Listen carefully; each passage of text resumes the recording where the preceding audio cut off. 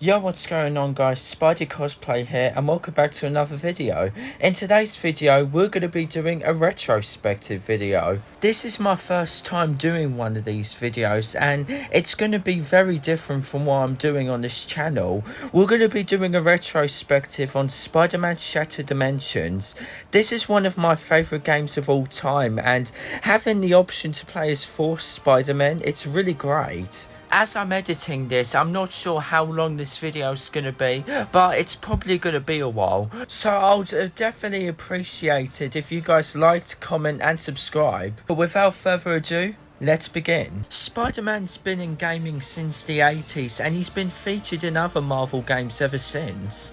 When Activision started making Spider-Man games, they were really doing a great job. However, the fans felt like Spider-Man games were beginning to go down, including Spider-Man 3 2007, Spider-Man Friend or Foe, and Spider-Man Web of Shadows. Activision were forced to give Spider-Man to a new developer in hoping of getting some fresh new ideas. The development studio was none other than Beanox. At the time though, Beanox was a porting studio who helped pull big games to the PC. But in 2006, however, they started making their own games again, such as Guitar Hero Smash Hits, Monsters vs Aliens, and the B-Movie game. And then they were prior to taking on Spider-Man Shattered Dimensions. If you're wondering how they went from the B-Movie game to then Spider-Man, it was actually their porting experience, since they've already ported Spider-Man Friend or Foe and Spider-Man 3 to PC, and therefore that's what landed them the gig. The creative director Thomas Wilson recently told Games Radar that Activision had asked Beanox to do something new and innovative, so they started brainstorming ideas from the comics and not the movies. The game's original concept is also described in one of their behind the scenes videos.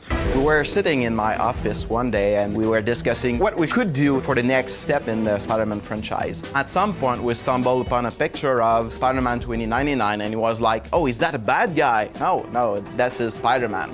We started looking at different versions of Spider-Man and somebody in the team came to us and said, there are a lot of great possibilities out there, I'd like to play them all. And we were like, play them all? That's genius! So that's basically how it started. Back then, the team were excited about the idea of playing as 4 multiple versions of Spider-Man, but they weren't sure how to put them in a story cohesively. So they brought in the Amazing Spider-Man comic series writer Dan Slott to help with the story. Dan Slott would then use this game's story as his inspiration for his own comic series called Spider-Verse. It's a series of where multiple alternate versions of Spider-Man team up to fight against a common threat. This comic series would then be inspiration for Into the Spider-Verse. Spider-Man Shattered Dimensions was then released in September 2010 and it was released to PS3, Xbox 360, Nintendo Wii and Nintendo DS. So now,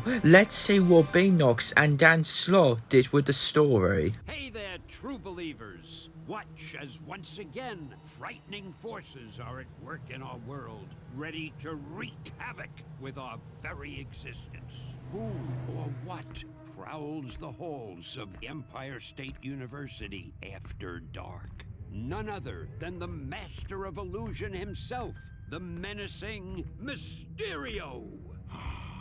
The tablet of order and chaos. Selling you on the black market is gonna make me a mint. Good, you can use a mint. Ugh, I can smell your breath from here. Spider-Man? Wait, how would you eat a mint through that fishbowl?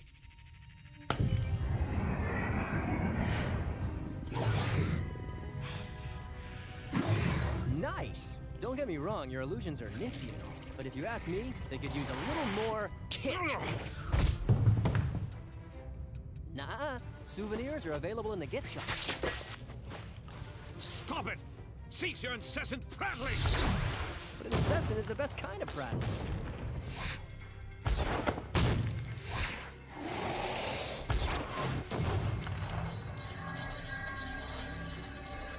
What? What's this? Hey, Bubblehead, think fast!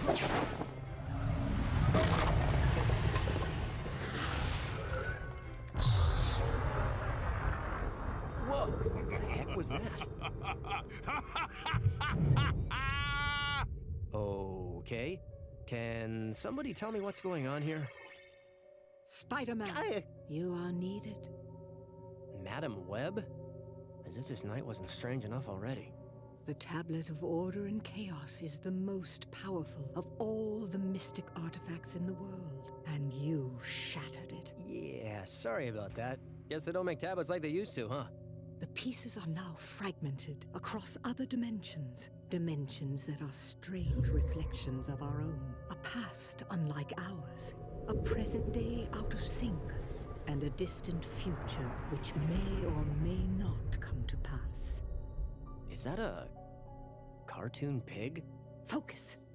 I require your help. Yours and the help of these 3 other Spider-Men. The heroes into whose realities the tablet fragments fell. Whoa, slow down. Other realities? Other me's? Yes, I have explained our dire situation to them. They will be your allies in this quest. But I'm the most charming, right? You must gather all the pieces of the tablet before they fall into the wrong hands. Or our reality, as well as theirs, will be utterly destroyed. Yeah, right. No pressure or anything.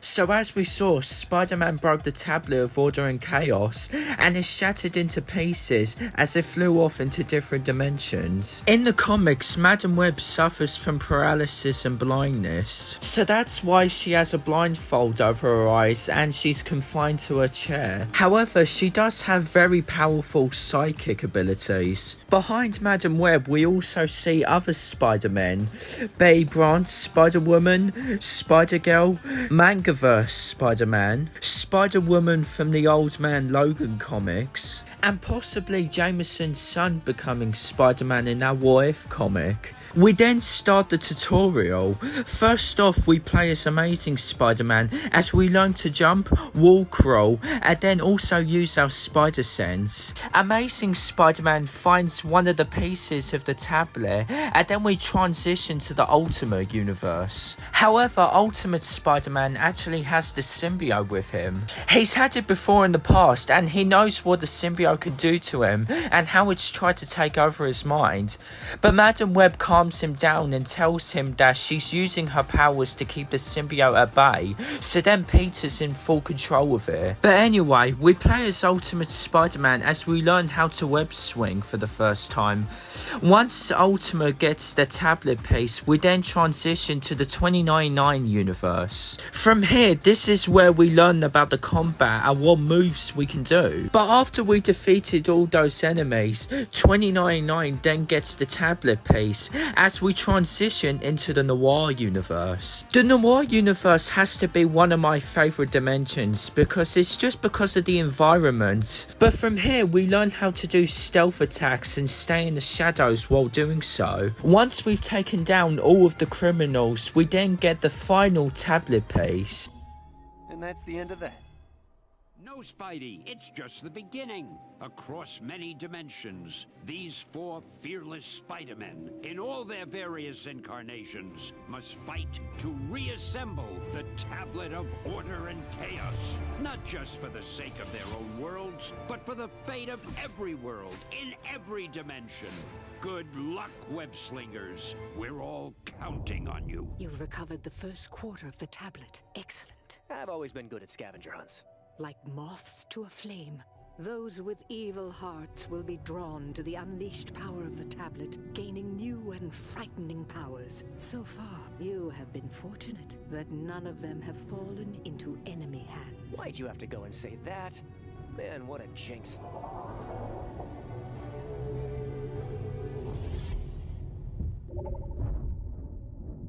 Ah, useless hunk of nothing.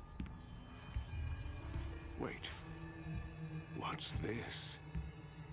Ah, yes. Power.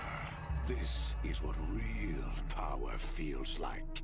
No more parlor tricks and sleight of hand. Mysterio is now the master of real magic. And this is just the beginning.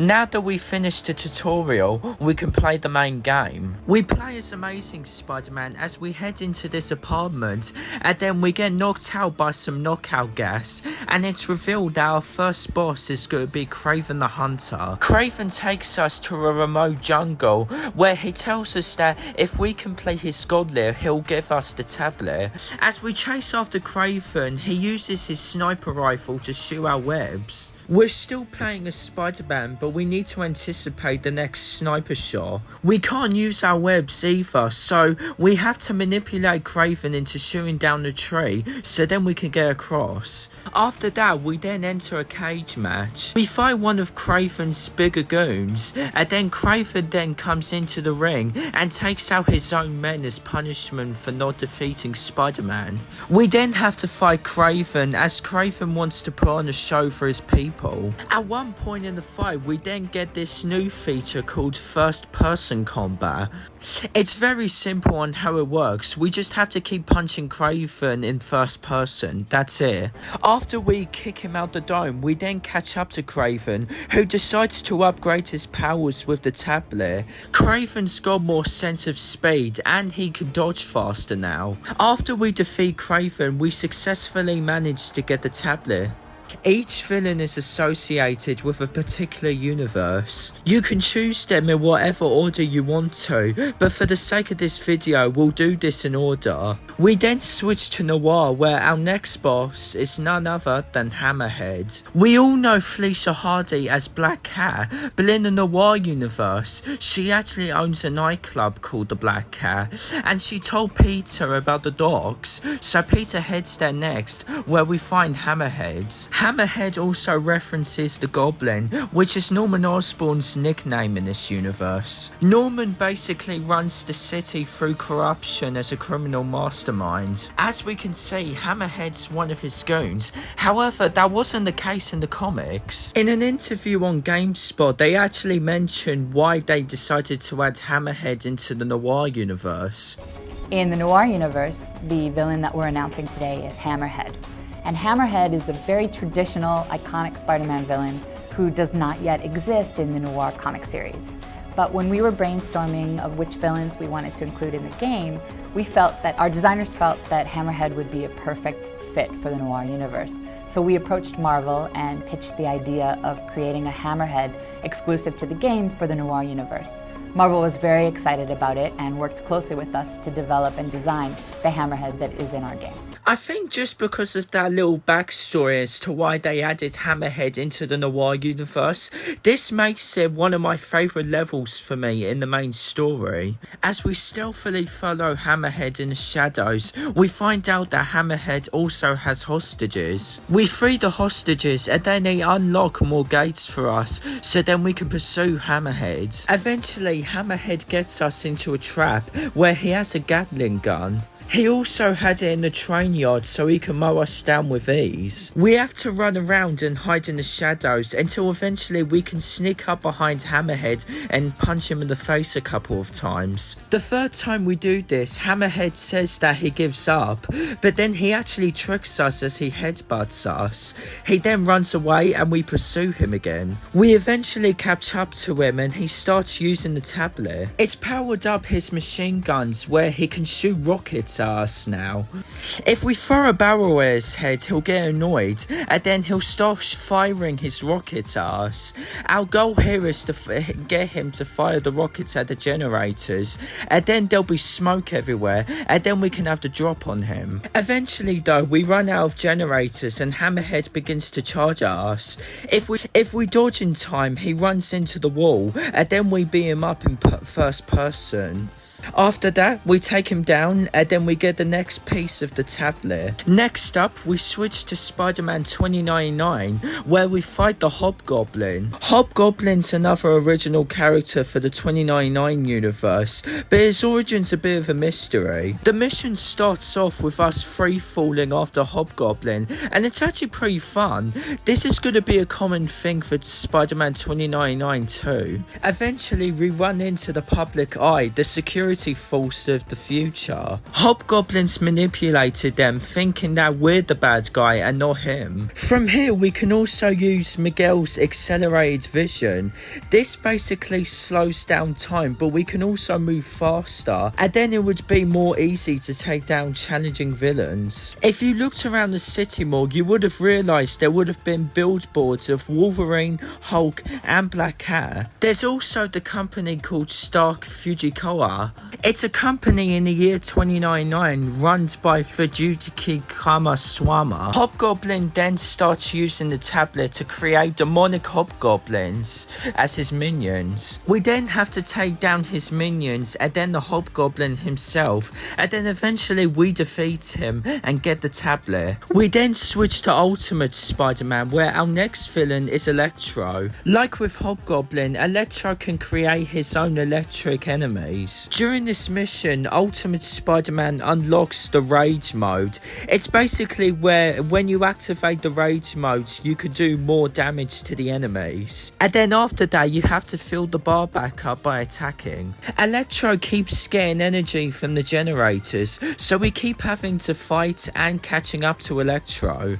Eventually, Electro gets so much energy from a generator, he becomes a giant, where we have to get the water to take him down. Eventually though, we defeat Electro, grab the tablet, and that's the end of Act 1. Mysterio was dangerous enough before, when he was a simple charlatan. Imagine what he might become, with even more magical might at his command. Even I can't begin to fathom it, mighty Marvelites, and that's saying something. Yes, run! Run from your master, the almighty Mysterio! Oh, please! And for my next trick, I make 2 policemen disappear. Huh? More pieces of the tablet. That means more power. More. I must have them. Holy! Yeah, you said it. We then switch back to Amazing Spider-Man, where we try to get another tablet piece. However, our next villain is none other than Sandman. Sandman creates a tornado, but then we have to get him wet, and then we can attack him. After we finish fighting Sandman, he then turns into a tornado again, and then runs off. And then we have to use the water tower on him, so then we can defeat him. After that, he runs off again into a cave, and then we have to take him down in the cave by using the water barrels. After that, he runs off again and then causes another tornado where we have to fight 3 of his faces. After we defeat him, we get the tablet and then we switch back to Noir. Our next villain in the Noir universe is actually Vulture. He was actually Uncle Ben's killer in this universe, and not only that, he cannibalized him. We keep chasing Vulture until we're in this warehouse, and then we're in first person as we need to try and stop Vulture from eating us. After you stop him from doing that, it's time to fight him. He keeps hopping to different stories in the building, so your best bet is to hit him with the spotlight. After the fight, we punch him out of the window and we knock ourselves out during the process. A train's almost about to hit us, but luckily we get up in time and escape.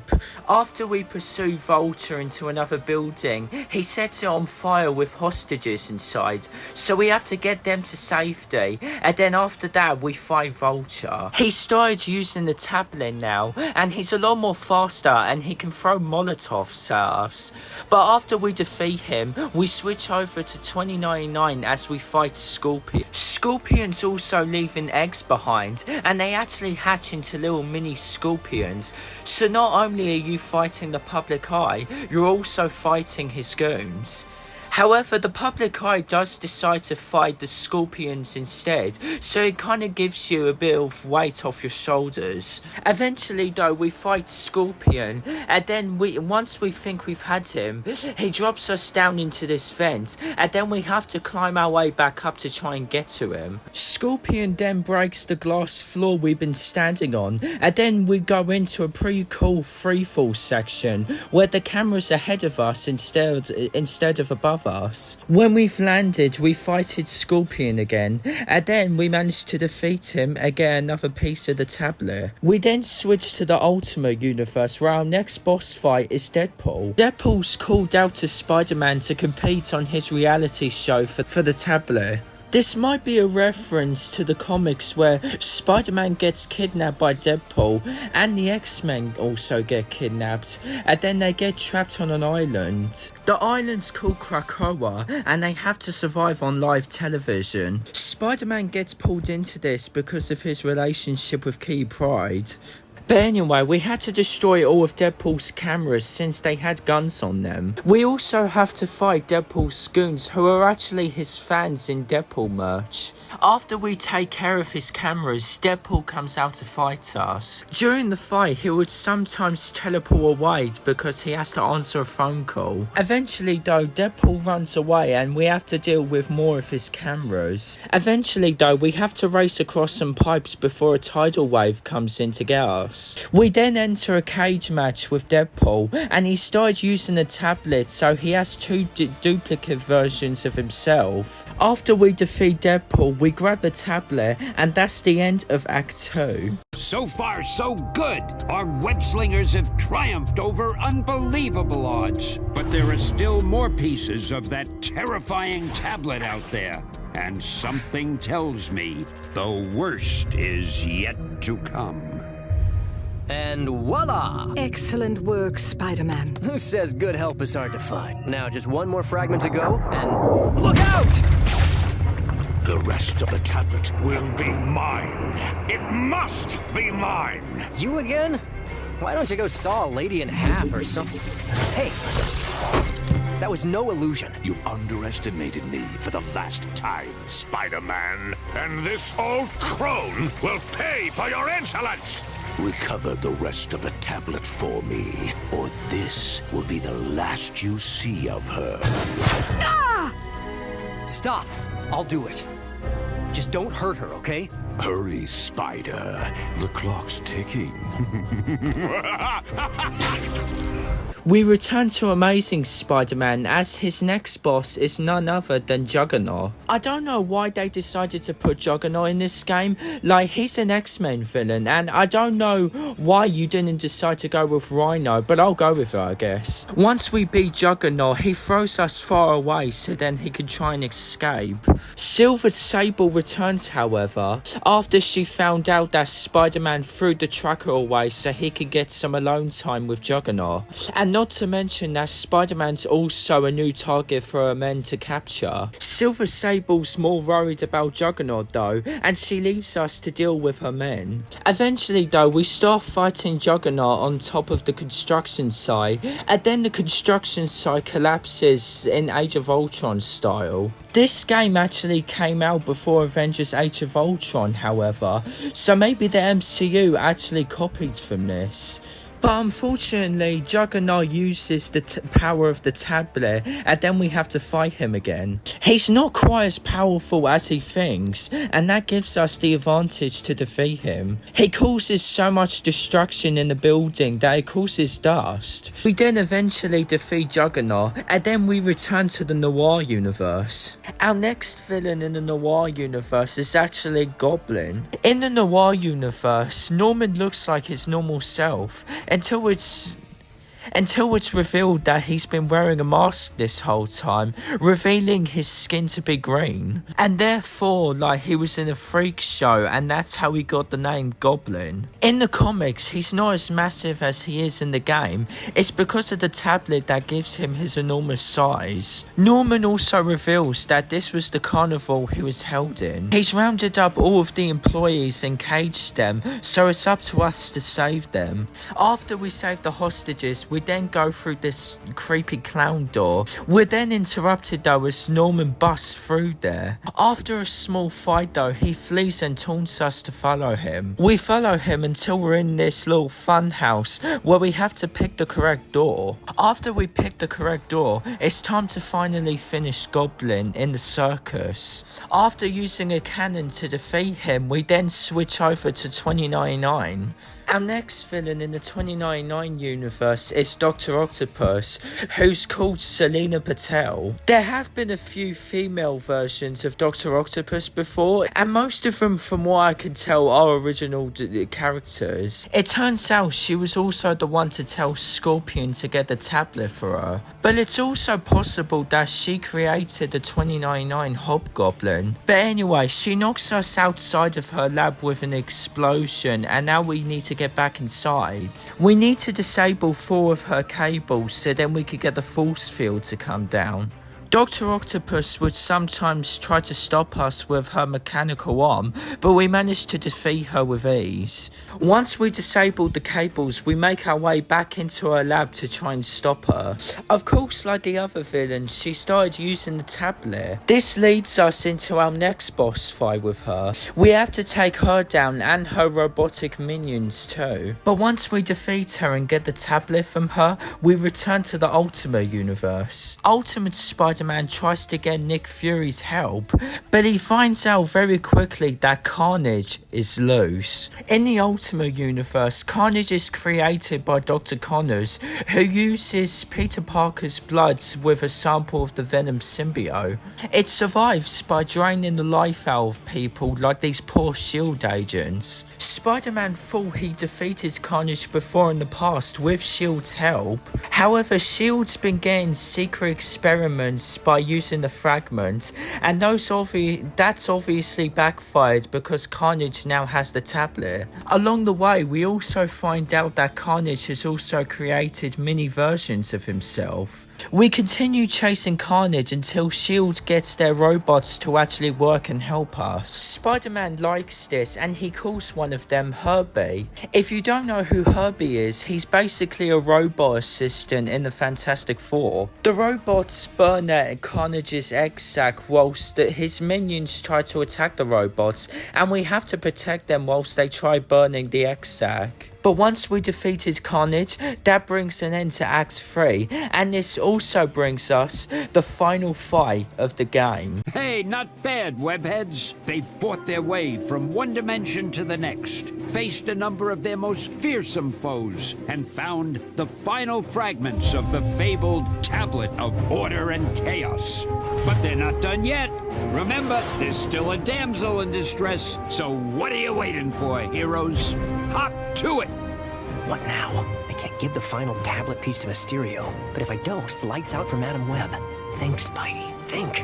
After years of pretending, of faking my way with special effects and stage magic, to have a taste of the real thing. I can't wait any longer. Where is he? I want that tablet! Don't say I never gave you anything. The tablet, it's reassembling itself. Oh, great. Power! Beyond that of a god, the walls of reality crumble before me! Madam Web! Don't worry about me, Spider-Man. Look!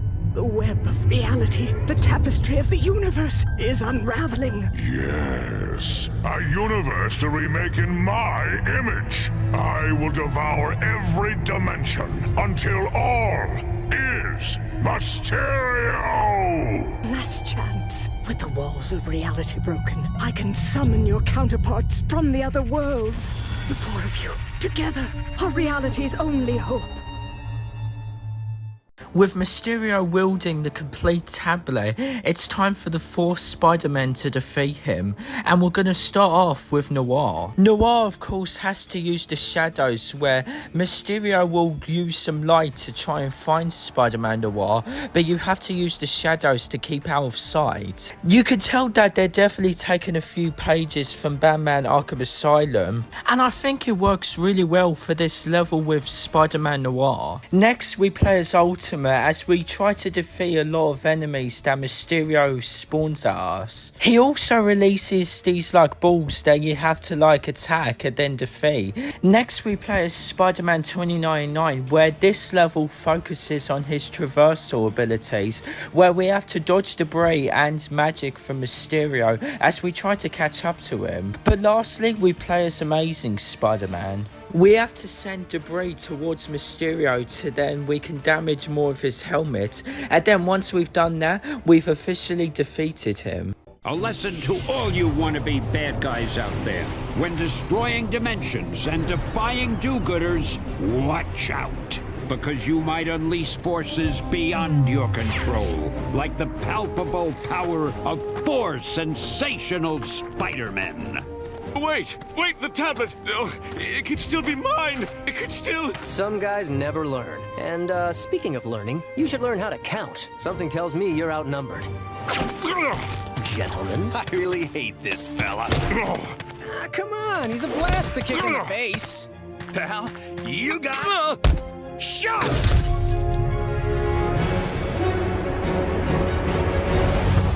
Well done.